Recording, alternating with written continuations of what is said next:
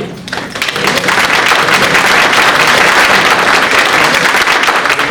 I'm going to read to you a little bit. This is from chapter 5. It's called Ignorance, Emptiness, and Beginner Mind. The course was with a theater and clowning genius who had come over from France to the colonies to teach the fine art of clowning. He opened the class by having us put on our red noses and commanded that we call him Monsieur Philippe. And I say commanded because the conceit of the workshop was that he was the owner-manager of a circus, and we were to be his retinue of clowns. We all ostensibly worked for him. Now this sounds simple enough as an idea, but in the practice, for me at least, it was problematic. Monsieur Philippe had strict rules. We were to wear our red clown noses at all times in the workshop. During the early stages of the workshop, this was the only recognizable vestige of what I understood as clown that was apparent. Another and more challenging rule was that when he asked you to do something and you failed or balked, he would throw you out of the circus, and for the rest of the day you were gone. This conceit of the workshop was amusing as a concept, but annoying in the reality. To play circus was fun, but to be kicked out for the slightest, most whimsical infraction was harsh punishment indeed, seeing as this was a workshop we were paying good money to attend. My troubles started immediately. Day 1, Monsieur Philippe asked me to stand up and do something funny. I failed. Get out, Monsieur Bill, you're not funny, he stated flatly. Minutes later, I was standing on the street in Toronto wondering what had happened. Okay, I told myself. That was what he meant by being fired from the circus for the day. The workshop started at 9, it was now 9:15, and I was done for the day. An inauspicious beginning. Day 2, I was sufficiently chastened, fired up, and ready. I lasted until 9:25. I was then back on the cold streets. Day 3, I was out by 9:40, and day 4, 9:15. Again, I had been in the class almost a week and had spent a total of 1 hour and 35 minutes under Monsieur Philippe's tutelage. This was not a good return on the investment so far. Day 5, I arrived early, determined to rise to the occasion, and my goal was to make it to noon. It was 7:30. I came early so I could at least get some stretching and vocal exercises out of the way before I was back on the street. And of course, I came into what is called the green room, which in theater talk is the place you get ready and have a coffee before getting down to work. To my surprise, Monsieur Philippe was already there. He was sitting in a chair smoking one of his signature pipes. Now let me describe the man. He had a large eccentric mustache that hung precariously on his upper lip. The hairs of that said mustache always seemed to move ever so slightly, like a sea anemone whose individual strands lived independently of the whole. He was shortish and wore blue jeans and sandals, dark horn-rimmed glasses, and an odd black flak jacket festooned with pockets. His habit was to light a pipe, and when it started to make a little wet squelching sound, when he drew on it, he'd put it in his jacket pocket, lit, and take out another pipe. So by midday, he had 2 or 3 pockets smoking. And he reminded me of an illustration of Pirate Blackbeard from a children's book of adventure stories I'd read as a child.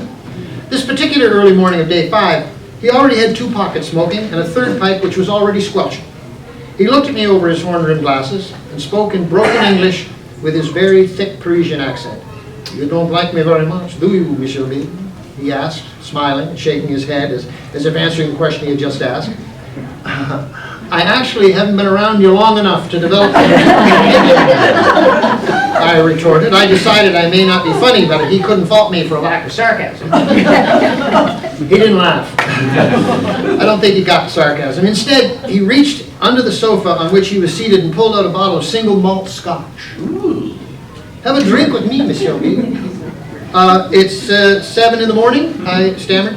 I was suddenly unsure if he was within his rights to throw me out in record time for balking, and I was balking. "It's 2 o'clock in Paris." He grinned and handed me a glass. I was also unsure about his time determination, but he was the circus master. He was not throwing me out. My liver was a lot smaller back then, and it was, after all, a single malt scotch. He poured me 3 fingers of scotch in a glass, which he had pulled out from a non-smoking pocket of his jacket, and then he started to talk. "Monsieur B, you in North America, you do not understand the clown. In North America, the clown is a joke. He wears large shoes and sells burgers. In Europe, the clown is secret. The clown is the everyman, They are our purest selves, with all our ignorances brilliantly, shamelessly on display. They live our delusions and suffer our frustrations. They fail for us, as us, all of us. They are our truth. They are our foolishness, our conceit, and our ego laid bare. The clown is the fool who teaches us our folly. He spoke slowly, passionately, deliberately, and I was mesmerized.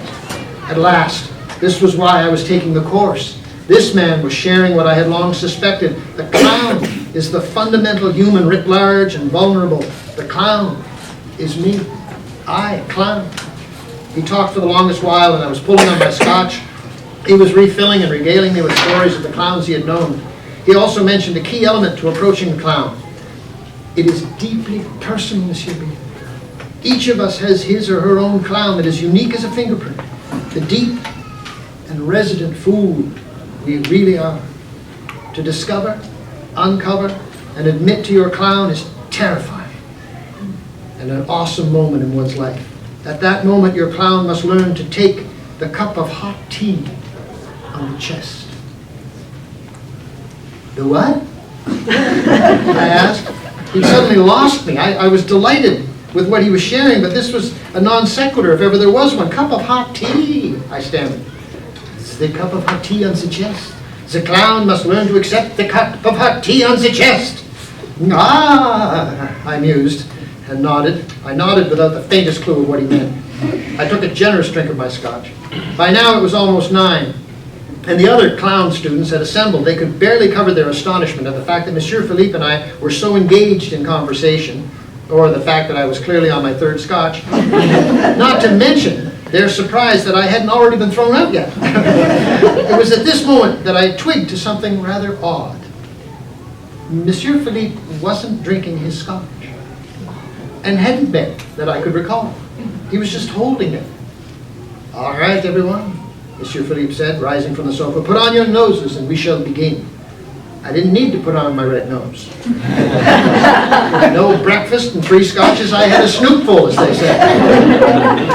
We all gathered in the empty hall, which we referred to as the Big Top. Monsieur Philippe sat in his chair, facing us, a retinue of red-nosed clowns who sat worshipfully in a semicircle at his feet.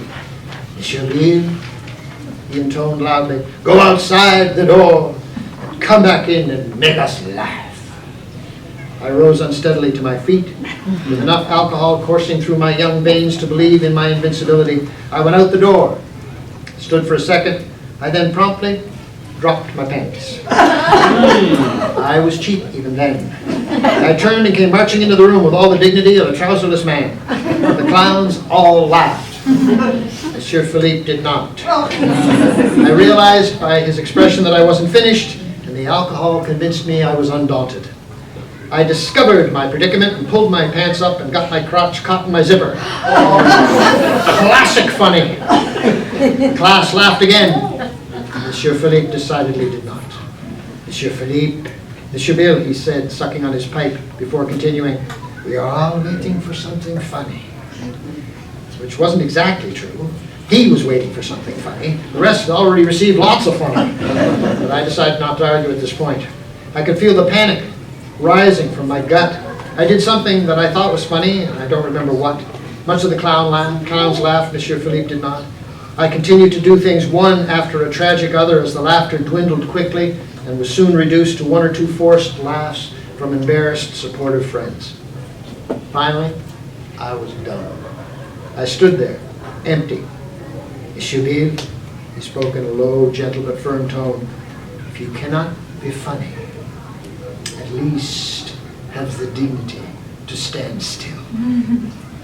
I thought I was standing still, but I had apparently been swaying ever so slightly. I froze. I looked from one face to the other of my fellow clownmates. I was more deeply embarrassed than I'd ever been in my entire life. Without warning, I suddenly felt a burning in my chest and my throat. My eyes inextricably filled with tears. It was like someone had thrown a cup of hot tea on my chest. At which point Monsieur Philippe leapt to his feet, ran to me, kissed me on both cheeks, and stood holding my shoulders, staring into my eyes. Ah, Monsieur Bill, he crowed. Now you know you are a fool, a clown. Now you can begin to be a human being. It was one of the first and most deeply religious experiences I have ever had.